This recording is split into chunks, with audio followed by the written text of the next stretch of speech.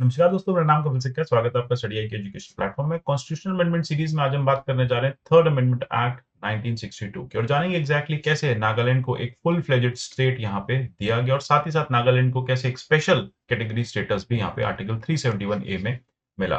थोड़ा सा हिस्टोरिकली भी जानने की कोशिश करेंगे कि एग्जैक्टली क्या इश्यूज थे नागाज के साथ, क्यों नागाज इंडिया के साथ मर्ज नहीं होना चाहते थे और क्यों गवर्नमेंट ने स्पेशल इंसेंटिव उनको अपने साथ फाइनली एक स्टेटहुड के तरह एक अग्रीमेंट साइन किया। इसी के साथ-साथ ये भी देखेंगे कि एग्ज़ैक्टली अभी नागालैंड की क्या स्टेटस है। अगर आप राजस्थान जुडिशरी की प्रिपरेशन कर रहे हैं तो इसके कोर्सेज़ हमारे पास अवेलेबल हैं। कोर्सेज़ प्रीलिम्स, मेंस दोनों को ध्यान में रखते हुए डिज़ाइन किए गए हैं। इसके अलावा बाकी जुडिशियल एग्ज़ाम्स के कोर्सेज़ भी आप डिस्क्रिप्शन में दिए लिंक के थ्रू परचेज़ कर सकते हैं। मेरे जितने भी वीडियोज़ आते हैं, सबके पीडीएफ मेरे टेलीग्राम चैनल @कपिल लाइव से डाउनलोड कर सकते हैं। आप मुझे @कपिल का ट्विटर हैंडल पे भी फॉलो कर सकते हैं। थोड़ा-सा ब्रीफ हिस्ट्री जानने की कोशिश करते हैं। जैसा कि आपको पता है, नागालैंड का जो एरिया था उसको या ग्रेटर असम का जो पार्ट था, जो स्पेसिफिकली आज नागालैंड है, उसे ब्रिटिशर्स एक बफर जोन की तरह रखते थे जापान अटैक से बचने के लिए। आपने देखा भी होगा कि एंग्लो जापानीज वॉर में नागालैंड का या नागा जो ट्राइबल्स थे उनका काफी बड़ा योगदान रहा है। अब क्या हुआ, 1918 में नागा ने रिक्वेस्ट किया ब्रिटिशर्स से कि हमें इंडियन यूनियन का पार्ट नहीं बनना है। 1946-47 में जब उन्हें दिख रहा था कि भारत आजाद हो रहा है, अब एक सेपरेट नेशन बनेगा, तो नागा नेशनल काउंसिल एक बना दी गई फीजो के अंडर। फीजो जो है उनके लीडर थे। उन्होंने कहा कि हम नागा को एक इंडिपेंडेंट, नागालैंड को एक इंडिपेंडेंट स्टेट मानते हैं और 14 अगस्त 1947 को ही भारत से एक दिन पहले ही नागालैंड की जो इंडिपेंडेंस है वो डिक्लेयर कर दी गई। 51 में नागा एनएनसी ने नागालैंड के लोगों के साथ मिलकर एक प्लेबिसाइड किया और कहा कि अब हम एक नागा सॉवरेन कंट्री बनाने जा रहे हैं। भारत को बिल्कुल स्वीकार नहीं था। 52 में एक अंडरग्राउंड नागा फेडरल गवर्नमेंट भी बना दी गई और नागा फेडरल आर्मी भी बनाई गई। इसको काउंटर करने के लिए इंडिया ने मिलिट्री भेजी उस पार्ट में। और आप जानते हैं कि इंडिया ने आफ्सपा भी नागालैंड की क्राइसिस को कम करने के लिए या कंट्रोल करने के लिए लाए थे। अब साथ ही साथ आफ्सपा 1958 में लाया गया जिससे नागा क्राइसिस को फाइनली रोका जा सके, लेकिन हुआ कुछ बहुत ज्यादा नहीं। इसलिए नेहरू गवर्नमेंट को एक टर्म्स ऑफ अग्रीमेंट साइन करना पड़ा नागालैंड के लोगों के साथ। एक अग्रीमेंट पहुंचा Bharat of government of India और साथ साथ नागा पीपल कन्वेंशन के बीच में फाइनल एक अग्रीमेंट हुआ। अब उसमें यह डिसाइड किया गया कि जो नागा हिल त्युनसेंग एरिया है, जो आज का नागालैंड है, जो उस समय ईस्टर्न ग्रेटर असम का पार्ट था, उसको आप एक सेपरेट ट्राइबल स्टेटस दीजिए। उसको आप एक एक स्टेट ऑफ असम से अलग कीजिए, सेपरेट स्टेट हमें दीजिए, हमारी एक अलग आइडेंटिटी स्टैब्लिश कीजिए। जब एक सेपरेट स्टेट होगा तो हाँ, हम आपके साथ रहने को तैयार हैं। So ultimately government of India को ये अग्रीमेंट साइन करना पड़ा। अग्रीमेंट में क्या क्या लिखा गया कि गवर्नर जो है स्टेट ऑफ नागालैंड के, उनके पास स्पेशल रिस्पॉन्सिबिलिटी होगी कि वो लॉ एंड ऑर्डर की सिचुएशन को कंट्रोल करेंगे। मतलब सेंट्रली कोई भी एडमिनिस्ट्रेटिव टेरिटरी नहीं रहेगी, खुद लोकली गवर्नर जो है वहां पे इस एरिया को लॉ एंड ऑर्डर इसका ध्यान रखेंगे। साथ ही साथ गवर्नर की एक जनरल रिस्पॉन्सिबिलिटी भी होगी कि फंड्स जो हैं वो अवेलेबल कराए जाए नई सरकार को, जो नई सरकार बनने जा रही है वहां पे, अब जो बनेगी। साथ ही साथ ये भी कहा गया कि जो एडमिनिस्ट्रेशन है ट्यून्सन डिस्ट्रिक्ट का, वो गवर्नर अगले 10 साल तक के लिए चलाएंगे। 10 साल तक गवर्नर कंट्रोल में रहेगा, यानी हम बात करें 62 से 72 तक। और फाइनली 72 में इलेक्शंस हो जाएंगे और लोग वहां पे डेमोक्रेटिकली अपनी गवर्नमेंट को चूज कर लेंगे।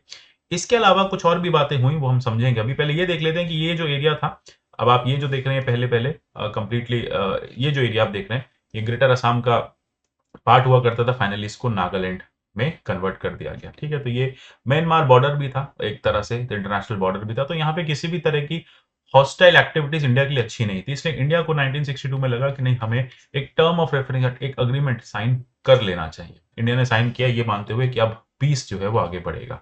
साथ ही साथ कुछ और एडिशनल बेनिफिट्स भी दिए गए नागालैंड को। ये भी कहा गया कि नागास की जो अपनी सोशल और रिलीजियस प्रैक्टिसेस हैं वो चलती रहेंगी, भारत सरकार उसमें दखलंदाजी नहीं करेगी। नागालैंड की जो लेजिस्लेचर होगी उसके पास कंप्लीट पावर होगी कि वो पार्लियामेंट के लॉज को इंप्लीमेंट करे या नहीं करे। मतलब पार्लियामेंट कोई भी लॉ पास करती है तो वो नागालैंड में डायरेक्टली इंप्लीमेंट नहीं होगा जब तक नागालैंड की लेजिस्लेचर उसको नहीं स्वीकार करेगी। रिलीजियस सोशल प्रैक्टिसेस जो है नागास की रहेंगी। इसलिए आप देखते हैं कि आज भी पंचायती राज एक्ट का जो वुमेन रिजर्वेशन है वो वहां पे अप्लाई नहीं होने दिया जाता। नागा कस्टमरी लॉज प्रोसीजर्स रहेंगे। आज भी वहां जो शादियां हैं वो नागा कस्टमरी लॉज के अकॉर्डिंग होती है।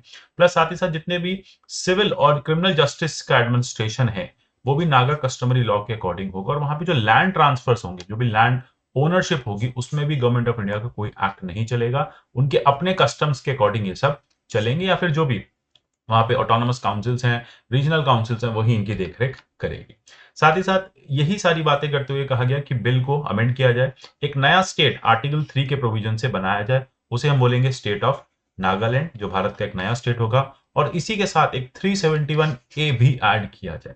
371 ए में क्या हुआ, 13th अमेंडमेंट किया, 371 ए को ऐड कराया। अब इसमें एग्जैक्टली ये सारी बातें जो अभी हमने करी, ये सब यहाँ पे लिखी गई, ये अभी भी है। अच्छा, ये क्या है, ये पार्ट 21 है। यहाँ पे बहुत सारे स्टेट्स को स्पेशल स्टेटस दिया गया है आर्टिकल 371 ऑनवर्ड्स में। 370 आपने देखा जम्मू कश्मीर के लिए टेम्परेरी प्रोविजन था। 371 में आंध्र प्रदेश के लिए, तेलंगाना के लिए सारे टेम्परेरी प्रोविजंस आपको, गोवा के लिए टेम्परेरी प्रोविजंस दिखेंगे। तो इस चैप्टर का नाम ही ये है कि temporary, transitional and special provisions. Temporary हैं, कुछ समय के लिए हैं, और स्पेशल है। तो इन्हें कभी भी भारत सरकार वापस ले सकती है, लेकिन काफी लंबा समय हो गया। अब आप देखेंगे कि काफी स्टेट्स जो हैं वो प्रोग्रेस कर चुकी हैं, लेकिन अभी भी कुछ ऐसी स्टेट्स हैं, ट्राइबल स्टेट्स हैं, उनको इन स्पेशल प्रोविजंस की रिक्वायरमेंट है। तो उसी में से एक नागालैंड है। तो नागालैंड ने ये बात क्लियर लिखवाई कि आप हमें 371 में एक स्पेशल कैटेगरी का स्टेटस दीजिए, वहां पे हमारे अपने लॉस चलेंगे, आप इंटरफेयर नहीं करेंगे।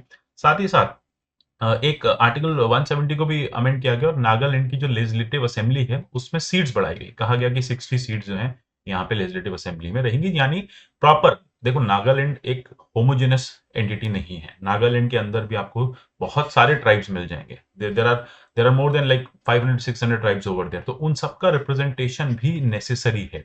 तो इसलिए यहाँ पे सीट्स जो है बढ़ाई गई, ताकि जितने भी ट्राइब्स हैं इनका रिप्रेजेंटेशन नागा असेंबली में हो सके। और जब सारे ट्राइब्स का यहाँ पे रिप्रेजेंटेशन होगा, तो ऑटोमेटिकली जो पीस प्रोसेस है वो अचीव किया जा सकेगा। अब देखो, प्रॉब्लम क्या थी, इतना सब होने के बाद भी आप अभी भी नागा क्राइसिस देखते हैं। रीजन क्या है? रीजन ये है कि एक फैक्शन जो था वो इस अग्रीमेंट को मानने को तैयार नहीं था, उसको चाइना का सपोर्ट था।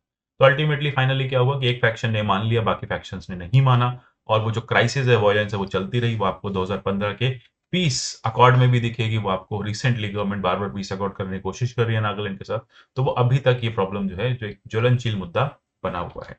लेकिन हाँ, नेहरू गवर्नमेंट ने 13th अमेंडमेंट के थ्रू इसको रिजॉल्व करने की कोशिश की थी। कुछ चीजें रिजॉल्व हुई, कुछ चीजें अभी भी अनरिजॉल्व रह गई।